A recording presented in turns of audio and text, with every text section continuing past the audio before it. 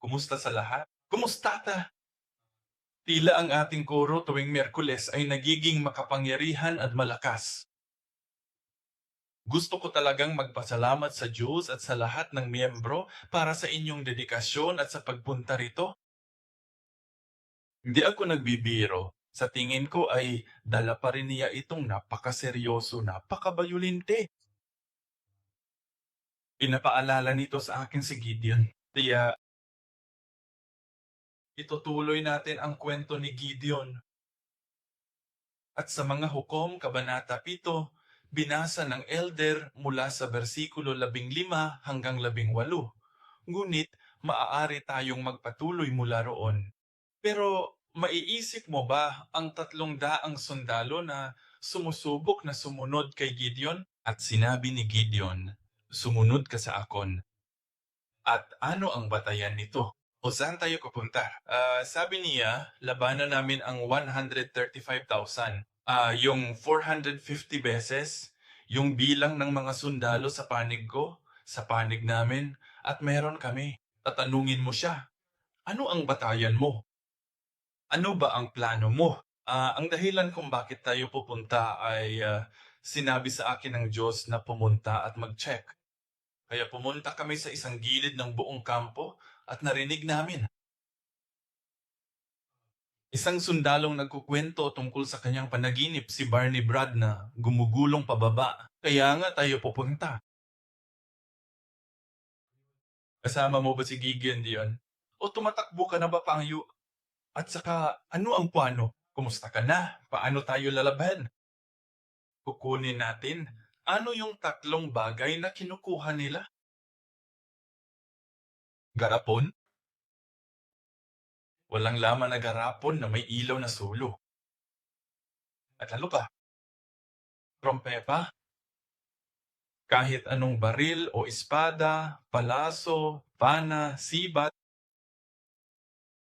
trompeta, at pagkatapos ay isang banga at sulo. Sino ang gustong tumunta? Sino ang gustong sumama sa akin? At itong si Gideon ay kilalang kilala sa pagiging duwag, di ba? Pagkatakot. At sinabi niya sa kanila, sige, ito ang plano. Kunin mo ang 3 bagay na iyan. Hatiin mo na parang napakarami natong tao. Hatiin sa 3 grupo, 3 kumpanya. At sabi ni Gideon, tingnan mo ako at gawin mo rin ang gayon. Umingin ka sa akin at gawin mo rin ang gayon. At ang mga tao, kapag kinakausap ko ang mga nasa labas ng kampo, ay ginagawa rin nila ang ginagawa ko. Ngayon, sino ang kasama ko rito? Sino ang kasama ni Gideon? Hindi ba't parang suicide mission ito? Parang ganito, kabaliw. Nakakabaliw to. Bobo ito. At sinabi niya, ito ang sinabi sa akin sa Diyos na gawin. Naisip mo na ba ang sinabi ni Apostol Pablo, tularan mo ako? Kung sa imong hunahunaon kun, sultihan ka na ako nga magpuyo sama na ako. Sunda ko? Kung gusto mong lumabas, gayahin mo to. Pinagtatawanan mo na ito. Tama. Malamang sasabihin mo sa sarili mo, masyado nang naging cool ang pastor na yan. Masyadong mayabang, hambugra. Unsay pasabot nimo? Kinahanglan tang mahisama ni Jesus. Ngunit, hindi si Apostol Pablo ay naging mayabang o mapagmataas, kundi ang sinasabi niya, pinipilit ko ang aking sarili na maging katulad ni Jesus. Kaya tularan mo ako. Ibig sabihin, hindi ako. Bilang halimbawa, sundan mo ako sa landas ni Kristo. Si Gideon, noong sinasabi niyang gawin ninyo ang ginagawa ko, hindi siya naging mayabang o mayabang. O hindi niya niluluwalhati ang kanyang sarili. Ito ay dahil ginagawa niya ang sinasabi sa kanyang Diyos, kahit na ayaw din niya itong gawin. Natuto siyang isang buhay na puno ng pagsunod. At naniniwala akong narito ang sekreto sa tagumpay. Ang pamagat para sa bahagi na yun, ang bahaging mahagi ay ang tagumpay. Kung gusto nating magtagumpay, sa palagay ko ay marami tayong matututunan mula sa bahaging ito ng kwento ni Gideon. Gusto mo bang makamit ang tagumpay sa buhay mo? At dalangin ko ang tagumpay ng Diyos sa simbahang Zion. At palagi tayong nahihirapan sa loob ng ating mga sarili. Ang digmaan, ang labanan, ay nasa loob ng sarili kong buhay, sa loob ng akong sarili, sa pagitan ng mabuti ug masama. At lagi tayong nakikipaglaban sa mga puwersa ng kadiliman. Kahit ang ating ministeryo, iisang labanan upang sumulong, upang gawin ang iniubos sa atin ng Diyos. Sa ilang sa buhay ni Abraham, sa buhay ni Jacob, sa buhay ni Job, ito ay isang labanan. Ang lahat ay isang labanan laban sa mga puwersa ni Satanas. At nasa isang labanan tayo. At maging ang aming ministeryo. Habang naghahanda ako para sa seksyong ito, ipinaalala nito sa akin ang pagpunta sa iba't ibang bansa o rehiyon o kahit sa Singapore upang ibahagi ang salita ng Diyos. Labanan yan. Yun mismo ay isang labanan. Ang pagpunta mo sa trabaho o paaralan araw-araw habang mahusay ang pagsipa ay isang labanan. Kaya't dalangin ko na sa pamamagitan nito, matutunan natin kung paano makamit ang tagumpay. At ito ay halos diretso mula sa kasaysayan ng serye ng Memphis mula sa numero 3. At kaya, ano iyon? Nagpalakas kay Gideon at nagbigay sa kanyang pag-asa? Panaginip na yun? At sino ang pangunahing tauhan sa panaginip na iyon?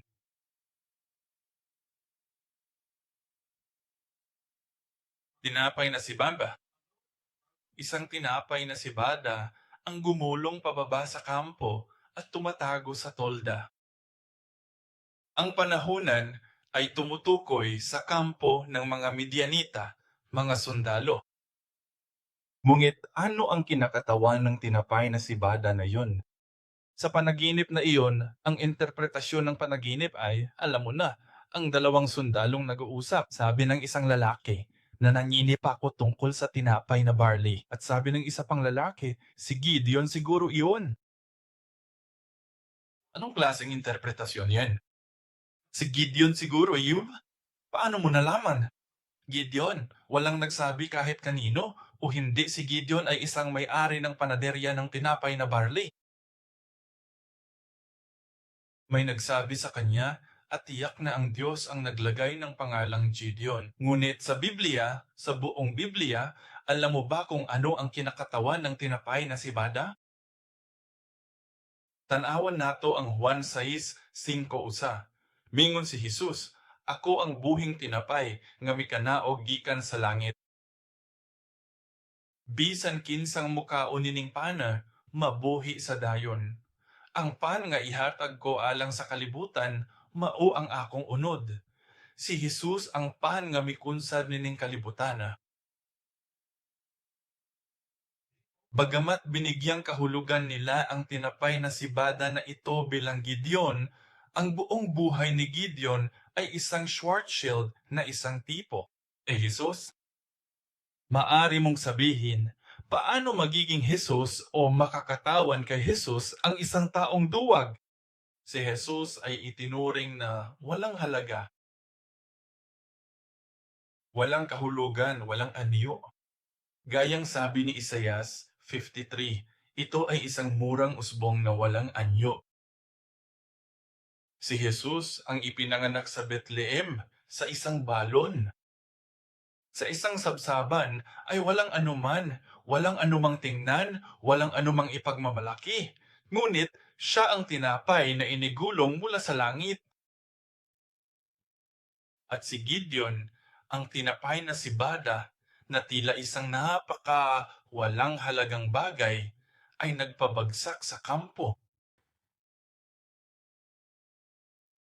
At paano nga ba nakamit ang tagumpay? Unang punto, tagumpay gamit ang mga trompeta at mga sulo.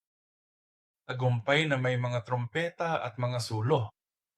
Sa simula ng gitnang pagbabantay, ito ang talata 19 at 20. Kung kaya natin, basahin natin ang bersikulo 19 at 20. Mga Hukom Kabanata 7, 19 at 20.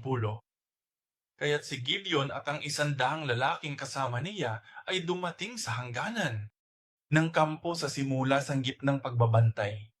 Nang kakapos pa lang nila ng relo ay hinipan na nila ang mga trompeta at dinurog ang mga larawang nasa kanilang mga kamay. Kaya anong klado? Gamitan natin ang atong sentido komon at lohika. Nasa kalagitnaan na itong yabi. Ang gitnang oras ng pagbabantay ay bandang alas 10 na gabi hanggang alas 11 nga gabi. Napakatahimik at alam ko na rin na pagod na ang mga sundalo at pupunta sila. Nakatulog na sila. Paano mo atakihin ang kampong iyon? Tahimik na tambangan at gumapang o lumapit ng pinakamalapit sa kanila nang hindi nila napapansin. Hindi mo bubuksan ang alarm clock para sabihing, "Uy, nandito na tayo." Pero ang plano nila ay tumayo. Humanap ng malayong distansya mula sa kanila at hipan ang trompeta. "Hoy, nandito kami para kalabanin ka."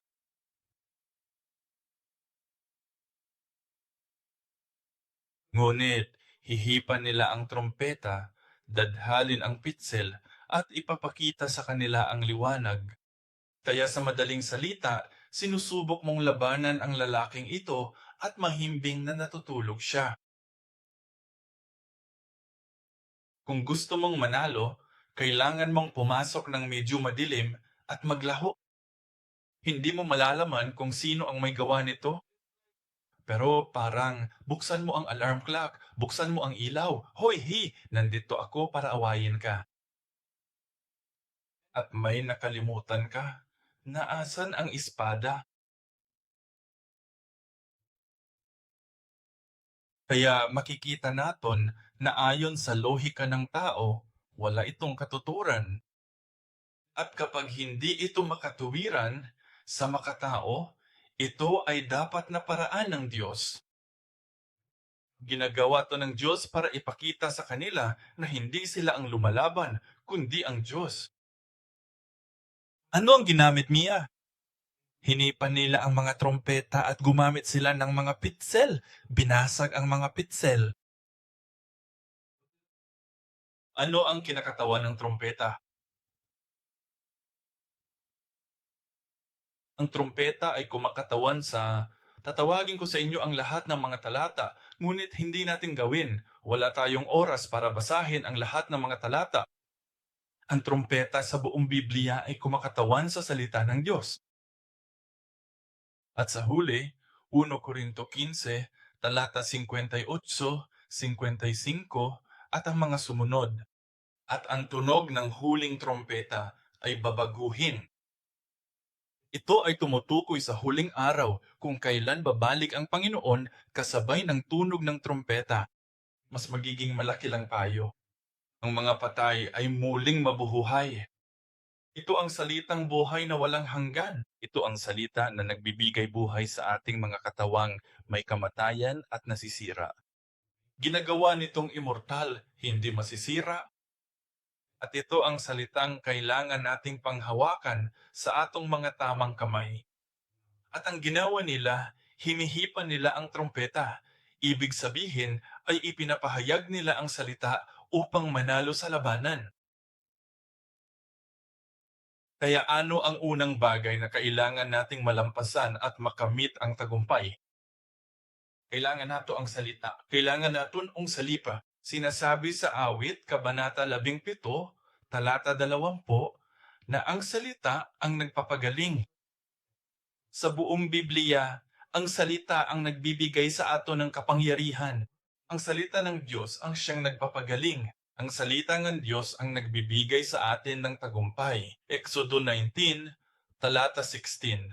At pagkatapos ay mga talata 18 hanggang 19. Ang presensya ng Diyos. ang pagdating ng presensya ng Panginoon. Nabahala ang bayan at ipinaalam ito sa kanila sa pamamagitan ng tunog ng mga trompeta. May mga manunugtog ng trompeta na ginto sa bundok Sinai. Ngulit nang dumarating ang presensya ng Diyos, narinig nila ang tunog ng mga trompeta. Exodo 19, 18, 19, at pagkatapos ay Exodo 20, 18, 20, Levitico 19, 25, 9, Juan 3, Kabanata 6, mga talata 405. Joshua 6, mga bersikulo 4 at 9. 5, Isaias 27, versikulo 13, Isaias 58, versikulo 1, Mateo 24, versikulo 31. Sinasabi nito, kaya ang tunog ng trompeta ay mahahati at maiba ang mga hinirang ng Diyos mula sa mga maliligtas sa huling panahon. At titipunin niya ang bayan ng Diyos sa pamamagitan ng tunog ng mga trompeta. Bakit tayo labas upang ipahayag ang Panginoon? Ang mga makakarinig ng tunog ng mga trompeta at ang mga tinawag ng Diyos ay magtitipon-tipon. Parang magnet, para itong huling espiritual na pansala na akit sa mga tao, sama-samang bayan ng Diyos. Isa sa mga bagay na laging sinasabi ng aming senior pastor ay kinahanglan ihatag ang atong paningkamot para sa buluhaton. Akala ko may kahulugan lang iyon para sa amin. Napakaran beses na niyang sinabi yan. Parang nangungulit ang boses niya. Pumunta sa simbahan. Pumunta sa simbahan. Ang simbahang hindi napapansin. Ngunit ngayon, habang ako'y nag-aaral pa at napagtanto ko, wow! Ang pagtitipon sa tunog ng salita at ang mga nagtitipon ay ang bayan ng Diyos. Ang mga nagtitipon ay ang 144,000 katao. Kaya hindi para sa kapakanan ng simbahan o para sa kapakanan ng pastor kaya tayo magtitipon. Nagtitipon tayo kung saan naroon ang salita alang-alang sa aking muling pagbabagong anyo. At tandaan po sana, sa tuwing pumupunta kayo sa simbahan upang makinig sa salita, iyan ay isang gawain para sa araw ng pagbabagong anyo, kung saan nanggagaling ang salita. Kapag dumating ang balita, ang mga taong ito ang unang makakaintindi. Mga taga-Tesalonika, Kabanata 4, versikulo 16. Gayon din, ang Panginoon mismo ay bababa mula sa langit na may isang sigaw, may tinig ng arkanghel at may trompeta ng Diyos. Ang mga patay kay Kristo ay unang mabubuhay na mag-uli at ang mga nabubuhay ay ibabangon. Hebreo 12:18-19. Hebreo 12:18-19. Gayon din. Pangalawa, sa kabilang banda ay isang garapon at sa loob ay mga larawan at sa loob naman ay mga sulok. Maraming tanglaw. At saan mo siguro nakikita ang tanglaw?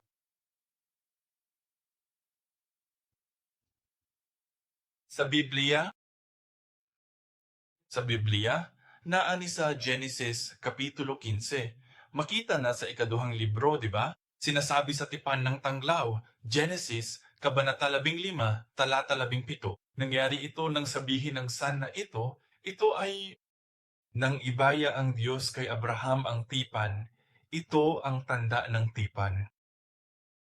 Madilim na madilim, at narito, lumitaw ang isang umuusok na pugon. Saan ka nakakakita og smoking oven o?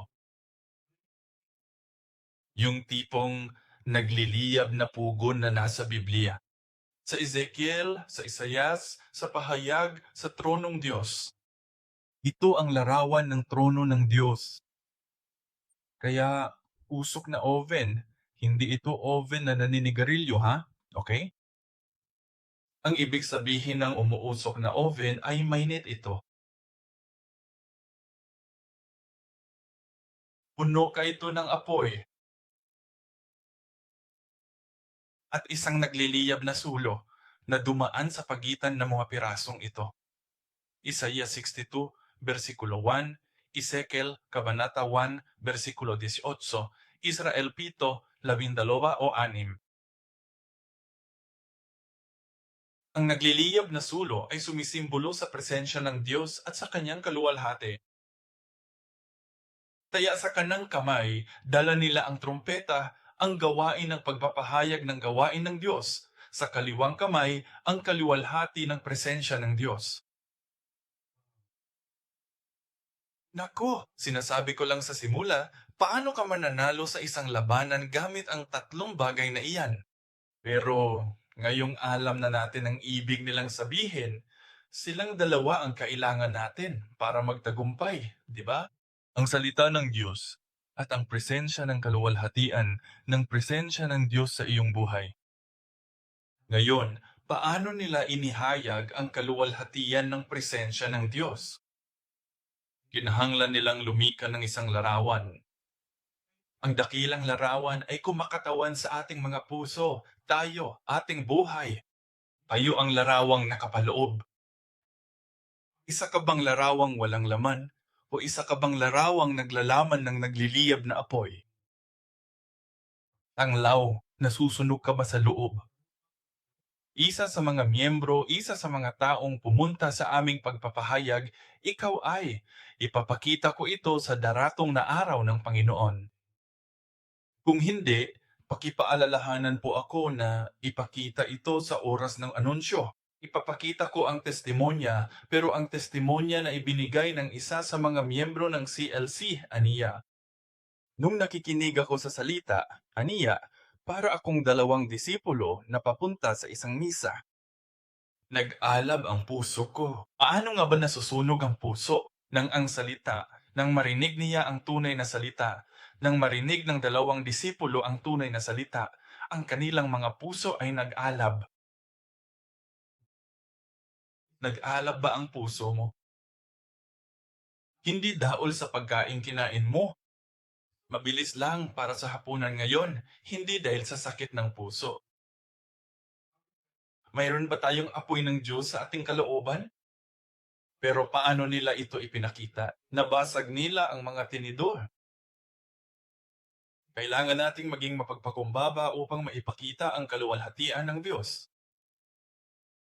Kahit ang mga kaaway ay makakita na yan, makarinig ng tunog ng trompeta, at makakita ng kaluwalhatan ng Diyos na nahahayag sa pamamagitan ng ating sariling sakripisyo, sa pamamagitan ng ating walang pag-iimbot na pagtatalaga, matutunaw ang mga ito. Isa na namang nangyari sa Korea. Noong Proclaim, nagkaroon kami ng testimonial session at group discussion. At karamihan sa mga tao ay nagsabi ng dalawang bagay. Dalawang bagay ang naging maganda. Maganda ang trabaho. Pangalawa, aniya, ang mga taong nagboluntaryo at naglilingkod ay labis na hindi makasarili at lubos na nakatuon kaya't nakita nila si Kristo sa kanila. Sinasabi iyan ng lahat. Sabi nila, marami kaming natutunan sa trabaho, pero natutunan din namin kung paano maglingkod sa pamamagitan ng mga tao. Kaya, may patutuong ibinigay ang isa sa mga ebanghelista. Kapag nag-anunsyo sila sa bulong simbahan, mga pastor na mula sa iba't ibang panig ng mundo ang ipapakita nila. Kaya kinahanglan namon ng mga voluntaryong marunong magsalitang Ingles. Pero may isang matandang elder na lumapit sa kanya, hinawakan ng kanyang kamay at sinasabing, okay lang ba sa akin na pumunta at maglinis na lang o tumulong sa pagkain? Hindi ako marunong mag-Ingles. Pwede ba ako? Napaluha ang ebanghelista at sinabing, syempre, pwede kang pumunta ng may ganyang puso. Pwede kang pumunta palagi. At napakaraming mga voluntaryong walang pag-iimbot ang tumulong at sila ay tumutulong. Para bang may mga anghel silang bumaba kasama ng Diyos, tulad ni Abraham na naglilingkod sa tulunga anghel. At talagang naantig iyon sa lahat ng naroon. Kapag tayo ay nasiraan ng loob, kung tayo ay tatayo, tatakpan natin ang ningning ng tanglaw, ang apoy ng tanglaw, at hindi nila ito makita kailanman. Ngunit kapag tayo ay nasira, ang liwanag na iyon ay sisikat. At ano ang mangyari? Ang mga Medyanita, nagising sila, ngunit nilagyan silang Diyos ng takot na tunay nga nilang nararamdaman. Nagtapat ang kanilang mga espada sa isa't isa, at sila'y tumakas. Sa 135,000, 120,000 ang nawasak ng gabing iyon. Ilan ang natitira? 15,000 ang tumakbo. Ngunit hinabol sila ng hukbong gilaansa hanggang sa kanilang pinagtataguan. Ngunit ating pansinon ang talatang ito. Mga Hukom 7-7, talata 21. Mga Hukom, Kabanata 21. Sinasabi nito, inilalarawan nito ang eksena at bawat isa ay tumayo sa kanikanyang lugar sa paligid ng kampo. At ang buong hukbo ay tumakbo, umiyak habang tumatakas. Nakakatakot talaga yon. Binasag lang nila ang banga at itinaas ang sulo mula sa malayo. Ilan nagising silang lahat? Mga baliw sila. Binubunot nila ang espada. Mukhang darating sila at atakihin ka. At ano ang gagawin ho? Sa totoo lang, parang naiisip ko, ano nga ba ang ginagawa ko rito? Ano ba itong ginawa ko? Ginising ko lang siya. Nagliliwanag sa kanila upang matagpuan nila ang daan patungo rito. Ipinapakita namin sa kanila kung naasan kami. Dapat sana'y ginawa ko ito ng palihim, pero nabunyag ako. Pero ang sekreto ay lahat ng 300 katao ay tumayo sa kanyang lugar upang magtagumpay ang Zion Church hangkad sa huli.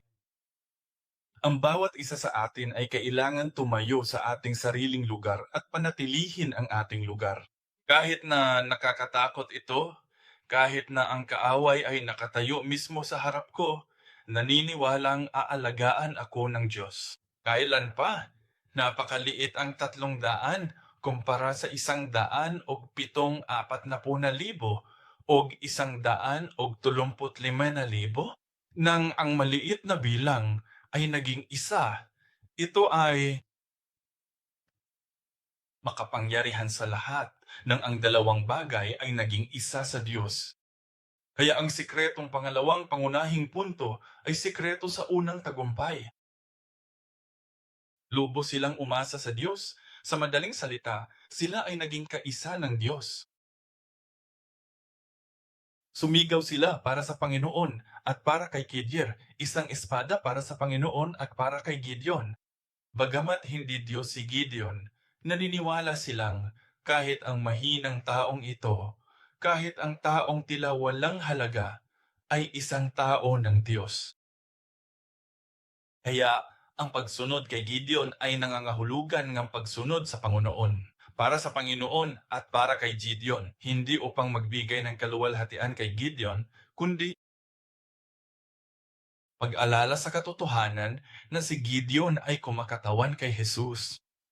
Nagpakitang linaw para sa atin ng lubos tayong manalig sa ating Panginoon at sa kung saan tayo patungo sa mundong ito. Kapag tayo ay naging kaisa ng Diyos sa pamamagitan ng pananampalataya at pagsunod, bibigyan tayo ng Diyos ng tagumpay. Pangalawa, palihim na tagumpay. Sumunod ang 3,800 mandirigma ng paunti-unti at sila'y naging isa. Gayang nabanggit ko kanina, bawat isa sa kanila ay nanindigan sa kani-kanilang lugar, nanatili sila sa kani-kanilang lugar. Iyaon ay sa pagkakaisa, hindi sa pagbubuklod ng tao, kundi lahat ay kaisa ng Diyos. At sa makatuwid, bilang resulta, kahit na pinanatili nila ang kanilang sariling lugar,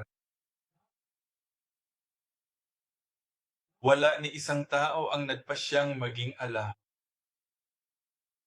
Lahat ay naging tapat sa Diyos at dahil dito, sila ay nagkaisa. Naniniwala akong iyan ang kailangan natin habang inaabangan natin ang 2019, habang inaabangan natin ang paglipat ng ating simbahan. Upang magtagumpay, kailangan natin ng pagkakaisa sa Diyos at kailangan natin ng pagkakaisa sa isa't isa. Sigurado akong sa 300 kalalakihan, may mga taong nakipag-away lang kahapon. May mga taong ayaw sa muka sa isa't isa. May mga taong, alam mo na sadyang walang tamang uri ng pagtutugma ng personalidad. Ngunit nang sila ay naging kaisa ng Diyos sa pananampalataya, sila ay nakapagtulungan. Nagtiwala sila sa isa't isa at sila ay nagkaisa. Talata 17, sinabi ni Gideon, "Tingnan mo ako na kumikilos din na gayon." Wala'y nagsabing, "Ha? Sino ka?" "Gagawa ako ng paraan." Wala nagsabi niyan. Kahit mahina si Gideon, naniwala sila na siya ang kanilang pinunong itinakda ng Diyos. At sa makatuwid, lahat ay may iisang pangunahing pokus, si Gideon. Hindi ko sinasabing ako si Gideon, si Jesus ay si Gideon. Ang salita ay Gideon. Kaya lahat ay nakatuon sa isa. Wala silang dalawang pinuno.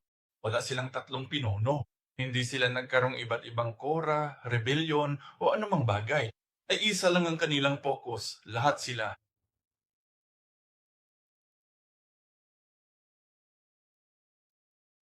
Sinira niya ang mga larawan kapag ang ating mga ego ay nawasak, tulad ng pagkawasak ng mga larawan. At ang gawain ay pinahihintulutang umunlad ayon sa mga pamamaraan ng Diyos. Ang makapangyarihang kapangyarihan ni Hesus Kristo ay mawawala ng bisa at tayo ay magtatagumpay. Diretsa akong nagbabasa mula sa kasaysayan ng depth ng mga lungsod. Kapag ang ating mga ego ay nawasak, tulad ng pagkawasak ng mga larawan at ang gawain ay pinahihintulutang umunlad. Ayon sa mga pamamaraan ng Diyos, ang makapangyarihang kapangyarihan ni Jesus ay mahahayag at magkakaroon tayong kontrol. Amen. Sama kini sa pagpaambit sa pulong sa Bible Academy, aron ipakita nga kamong tanan nagwali sa pulong sa Dios bisan asa. Unang-una, tayo. Ang larawan ay kailangang maging liwanag upang makapagsimula ang Diyos. Trabaho niya yan. Ang pangatlong sikreto sa tagumpay, panghuli. Sabi, ang 300 mandirigma ng GDN ay pagod na pagod, nungit nagpatuloy sa paghabol hangtad sa wakas at natapos ang kanilang misyon. Pagod na pagod sila. Pagod na pagod. Wala na silang natitirang lakas. Ngunit, mayroong 15,000 katao ang tumakas, kaya kahit na wala na silang anumang lakas, ayon sa salitang Hebreo na pagod, ang ibig sabihin nito ay sila ay pagod na pagod, walang natitirang lakas, pagod at nauhaw. Kahit noon, nagpursigi pa rin sila. Ang salitang hinabol, Hukom Kabanata 8, versikulo 4, hinabol nila. Ang ibig sabihin nito ay sumunod, humabol, mangaso,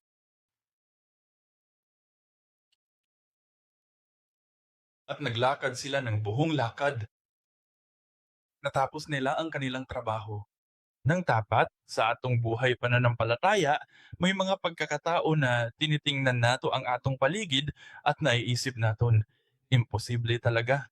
Nanghihina tayong loob at sinasabi natin, hindi ito ang ating saklaw.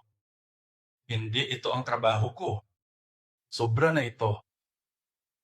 At masasabi natin, sa nakalipas na ilang taon, ginagawa ko rin ang parehong bagay. Sawang-sawa na ako niyan.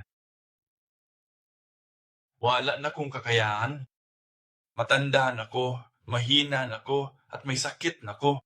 Hindi ko magawa. Hindi kita pinipilit na gumawa ng kahit ano. Pero ang hukbo ng GDN, kahit napakilamdam nila, ay maaari silang matumba o mamatay ngayon din o makatulog ngayon din, nagpatuloy sila. Hanggang sa ang bawat isa sa 135,000 na iyon ay natalo. Hayaan mo akong tumayo at lumabas. Hangkod sa ang bawat huling sandali, ang dyablo, kasamaan at si Satanas ay malipol sa pangalan ni Hesu Kristo. Bilang konklusyon, sa ironikong paraan, kinakatatawa ni Gideon si Abraham sa mga kwentong pinag-aaralan natin tungkol kay Gideon. May mga bahagi siya na katulad ni Abraham. Siya ang kumakatawan kay Jacob. Siya ang kumakatawan kay Moises. At ang paborito ko rin ay kumakatawan kay Hesu Kristo. Ang digmaang ito ay kumakatawan sa ating buhay pananampalataya at ating ministeryo. Nausaragid ayo kaya, nanghihina siya. Mulit hinayaan niyang gamiton siya ng Diyos. Mahina ba ayo? Kung gayon, hayaan nating gamitin tayong Diyos. Hindi iyan hadlang sa paggamit ng Diyos. Madalas nating sabihin, oo, hindi ito. Hindi ko magawa ang isang ito. Ayoko kay atong tao. Ayoko ganitong klaseng trabaho. Diyos ko, kung gagamitan mo ako, naniniwala akong magawa ko ang gusto ko. Amen.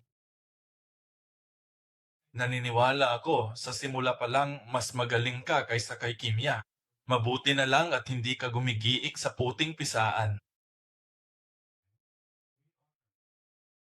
Nagsisimula tayo sa isang mas magandang lugar at magamit ka kang Diyos sa paraang higit pa sa ibinigay. Amen? Hindi mo ba sinasabing amen dahil natatakot ka? Gagawin niya. Huwag mo ko akong pagkatiwalaan, kundi magtiwala ka sa Diyos. Gagamitin niya ang simbahang Zion para sa isang bagay na napakadakila. Amen? Kaya't maniwala tayo at hayaan nating gamitin tayo ng Diyos. Maging handa tayo para sa Diyos. Manalangin tayo. Mahal na Ama sa Langit, nagpapasalamat kami sa iyong dakila, makapangyarihan at mahabagin na gawain ginagawa mo sa amin at sa pamamagitan namin. Ama, dalangin namin na sana'y gamitin mo kami. Kami ay mahina, ngunit isang bagay ang hinihiling mo sa amin na maging handa para sa iyo, ang maging masunurin sa iyong mga kapangyarihang walang hanggan. At kaya, Ama, naway ang aming ego, ang aming takot, ay mabasag na parang mga banga at mga larawang iyon, at naway ang iyong maliwanag, tama at makapangyarihan at maluwalhating presensya ay maipakita sa lahat. At naniniwala kami na wawasakin mo ang mga puwersa ng kadiliman. Tulungan mo po kami, Ama, sa aming buhay, sa aming individual na buhay at bilang isang grupo. Isip simbahang agam, gitawag ninyo kami sama sa tulo kagatos ka manggugubat ni Gideon. Amahan, gamita og gamhi kami. Tabangi kami sa pananawon sa tinapay nga Barney. Maraming salamat po sa iyong biyaya. Sa pangalan ni Jesus, kami ay dumadalangin. Amen? Salamat sa Diyos.